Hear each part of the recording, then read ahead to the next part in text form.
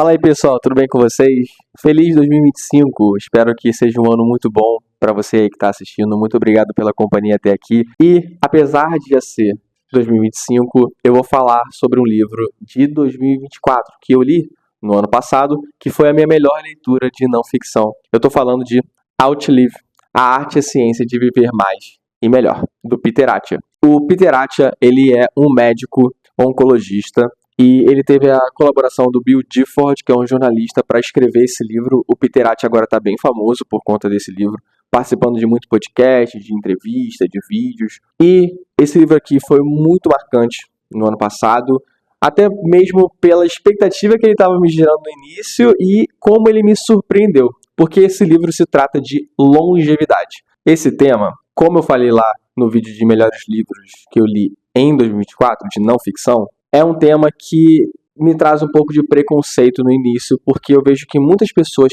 falam sobre longevidade, mas não falam de medidas de fato que vão ajudar a você ter um estilo de vida mais saudável daqui para frente. Sempre tentam vender uma fórmula mágica, como se uma pequena atitude fosse trazer um grande impacto na sua vida. Dependendo da atitude, até pode trazer um impacto significativo, mas muitas vezes não é esse o caso. E quando eu tive contato com esse livro, sobre o tema desse livro, eu fiquei assim com o pé atrás, porque eu desconfiei que pudesse trazer um tema, um debate que caísse na mesmice do que eu tenho visto nas redes sociais. E me surpreendeu muito porque eu acho que é um livro extremamente sério, traz realmente informações muito importantes sobre a nossa saúde e como podemos chegar mais na frente na nossa vida, nas décadas mais sensíveis, na nossa velhice, de forma mais saudável e mais proveitosa, que a gente ainda consegue aproveitar a nossa vida e não depender de muitas pessoas para conseguir cuidar da nossa própria saúde. E bom, falando sobre o conteúdo do livro, o livro é dividido em 3 partes. A primeira parte é uma parte um pouco mais curta,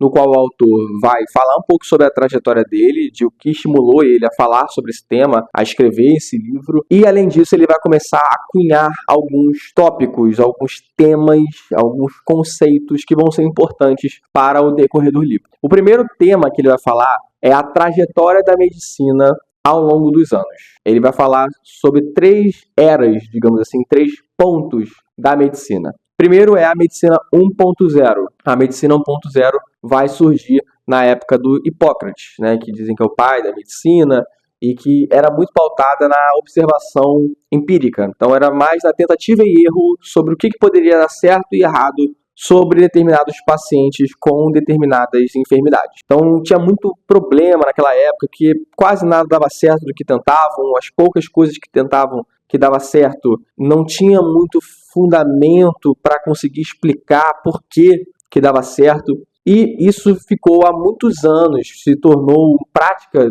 comum por muitos anos, muitos séculos na humanidade, até chegar na medicina 2.0, que o autor diz que a gente está nos dias de hoje. E a medicina 2.0, ela só chegou por conta das novas tecnologias, né? O advento do microscópio, o surgimento dos antibióticos e tudo isso, essas tecnologias permitiram com que a gente conseguisse viver mais, por mais tempo. E aí vai ser importante porque ele começa a colocar alguns conceitos como lifespan, ou seja, o tempo de vida, e o health span, que é o tempo de saúde que a gente tem. A medicina 2.0 permitiu com que a gente tivesse um lifespan maior, ou seja, um tempo de vida maior. E hoje a gente tem aí populações com média de expectativa de vida de 70, 80 anos, que é bastante coisa, comparado a poucas décadas atrás. Só que ele diz que o health span, ou seja, o nosso tempo de saúde, o tempo que a gente fica saudável de fato, não acompanhou o nosso tempo de vida.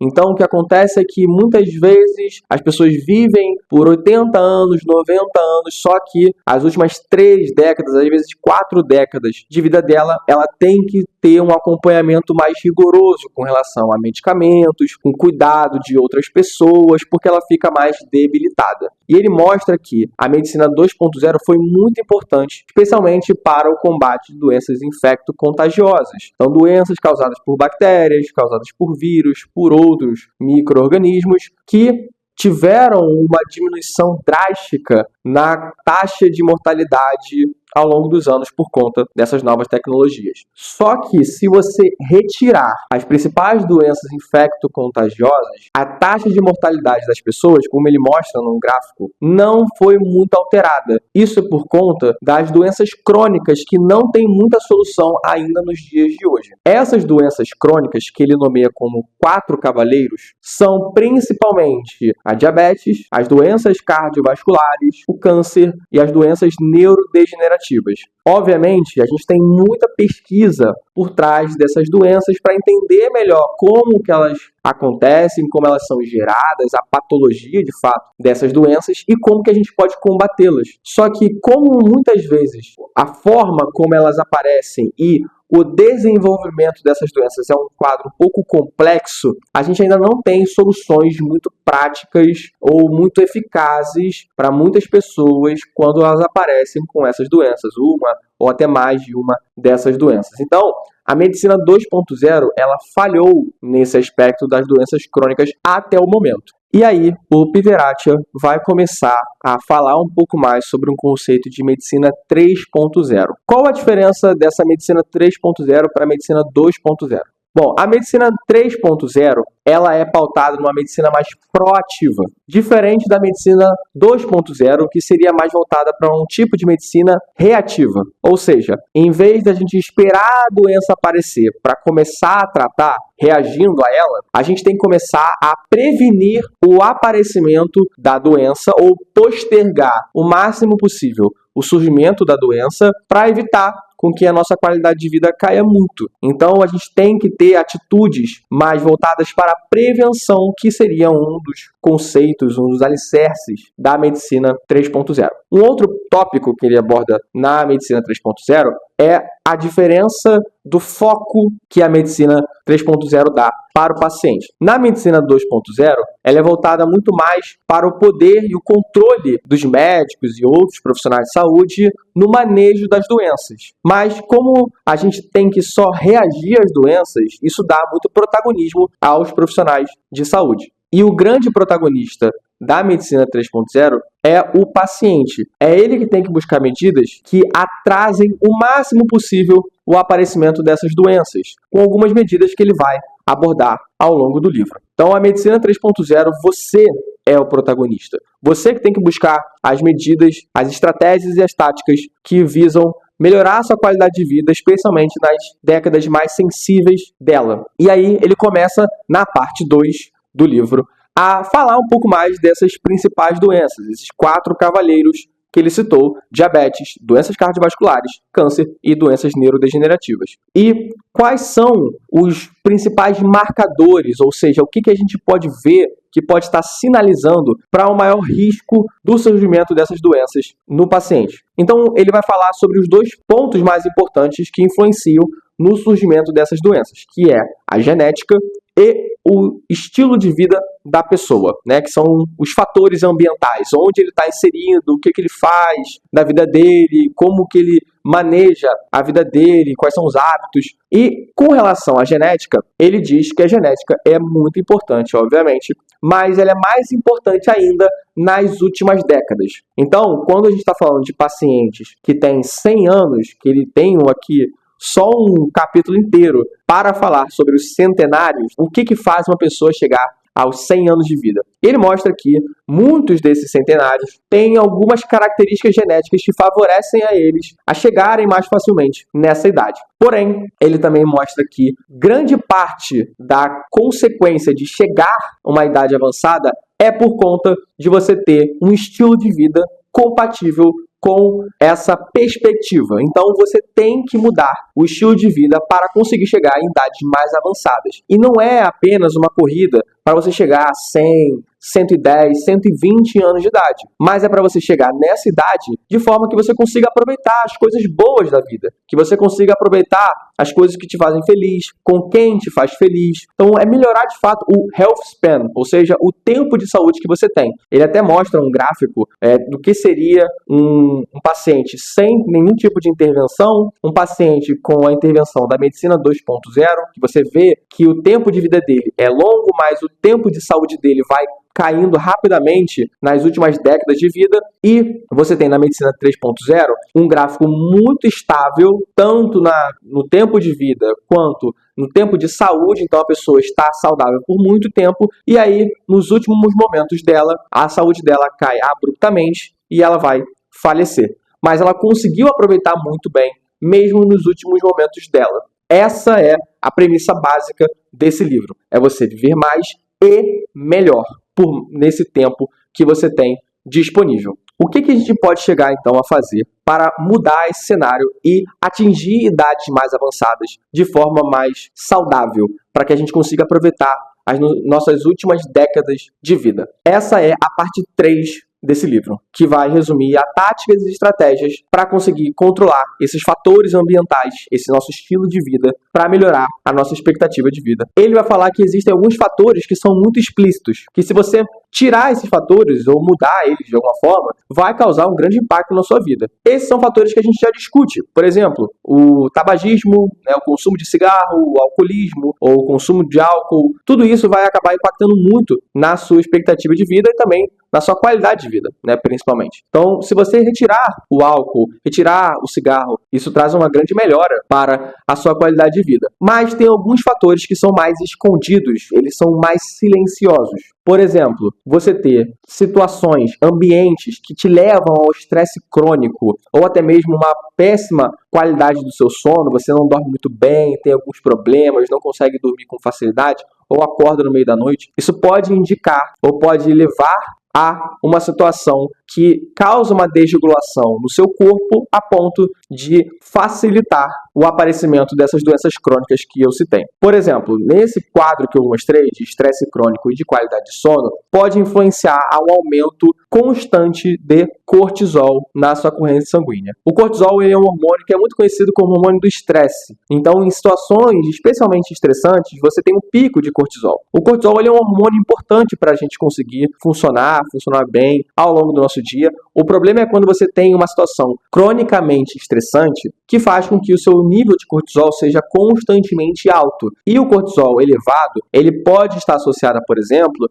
um aumento da quantidade de gordura visceral, que é um tipo de gordura que se acumula entre as vísceras e está muito relacionada, por exemplo, ao aparecimento de doenças cardiovasculares. Um outro hormônio que também é muito importante, que ele vai falar aqui, é a insulina. A insulina é um hormônio fundamental para conseguir pegar a glicose que você consome no seu dia a dia através dos alimentos e colocá-la dentro das nossas células como fonte de energia. Só que o problema é quando você tem insulina cronicamente elevada. Isso acontece muito por conta de um estilo de vida que tem consumo muito alto de alimentos ricos em açúcares, em gorduras, e ele fala aqui sobre a crise de abundância, ou seja, a gente tem uma oferta muito grande de alimentos muito caloricamente pesados, rico em açúcares, rico em gorduras, que faz com que a gente não consiga acompanhar esse nosso estilo de vida com os genes que a gente tem disponíveis, que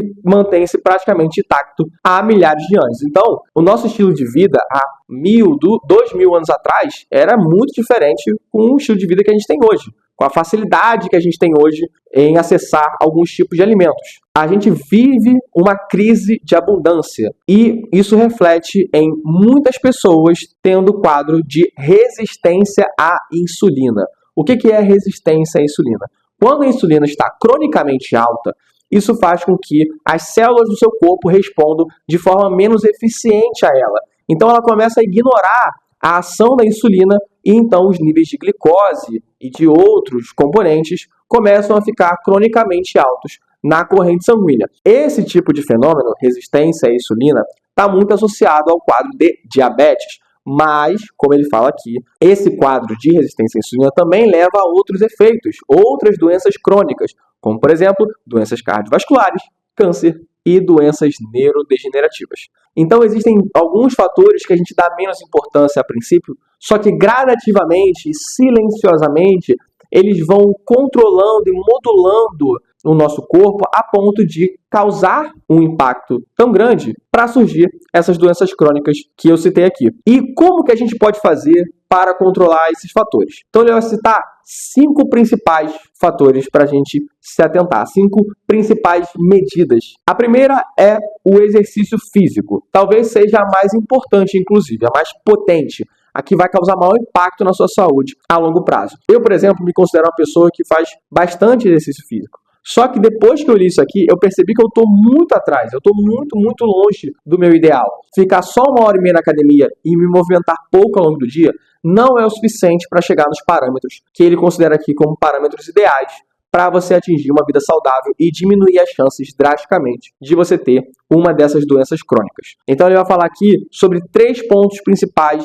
de exercício físico, que é a sua capacidade aeróbica, a sua força e, por fim, a sua estabilidade. Um outro ponto que eu ia falar aqui é a nutrição, justamente confrontando um pouco essa crise de abundância que a gente tem dos alimentos e como que a gente pode melhorar esse aspecto. Outros pontos são o sono, a qualidade do sono, então, que é muito fundamental. A saúde emocional, que é o último capítulo desse livro aqui, que ele vai falar sobre a importância da saúde emocional. A gente tem a saúde física e a saúde emocional andando lado a lado, de mãos dadas. Uma não pode largar a mão da outra, porque se você não tiver saúde emocional, você acaba prejudicando a sua saúde física e vice-versa. E por fim, ele vai falar brevemente, ele não tem um capítulo especialmente sobre isso, sobre moléculas exógenas, ou seja, fármacos, medicamentos, suplementos, que podem ajudar em algumas medidas estratégicas. Esse livro aqui é um livro relativamente grande, eu acho que não é um livro que você vai conseguir, e eu acho que nem deveria ler de um dia para o outro, numa semana, no final de semana, muito menos, porque eu acho que é um livro que você tem que ir digerindo ele. São muitos pontos importantes, é um livro que às vezes entra em termos técnicos de forma bem aprofundada, então não se assustem se ele falar sobre alguns indicadores muito específicos. Acho que vale a pesquisa, o interesse, a curiosidade para entender o que ele está falando necessariamente em alguns pontos, mas eu acho que ele faz um excelente trabalho de trazer a importância de se cuidar da saúde nos pontos de exercício físico, nutrição, sono, saúde emocional e como que a gente pode conseguir melhorar esses aspectos para termos uma longevidade excelente na nossa vida. Outlive é um livro muito surpreendente e que eu tenho certeza que pode mudar a vida de uma pessoa. Eu acho que esse livro ele é fundamental para você ter uma compreensão mais ampla do que é a sua saúde e como você pode melhorar, porque eu tenho certeza que você e muitas outras pessoas, eu imagino que praticamente todas as pessoas vão querer viver muito e viver bem, né? Ninguém quer passar os últimos momentos da sua vida completamente acamado e dependente de outras pessoas para conseguir fazer tarefas básicas. A gente cuidar da nossa saúde é cuidar daqueles que nós amamos, que estão mais perto de nós no nosso dia a dia, que não precisam se preocupar tanto conosco para fazer algumas tarefas. E eu acho que esse livro aqui traz mais autonomia para você. Outlive, A Arte e a Ciência de Viver Mais e Melhor. Um grande livro que eu tive o prazer de ler no ano passado e espero que tenha uma leitura tão boa quanto nesse ano de 2025. E é isso, pessoal. Vou ficando por aqui. Espero que tenham gostado do vídeo. Não esquece de curtir se você gostou desse vídeo aqui para me dar uma moral. Também de se inscrever no canal, assim você acompanha quando tiver novos vídeos por aqui.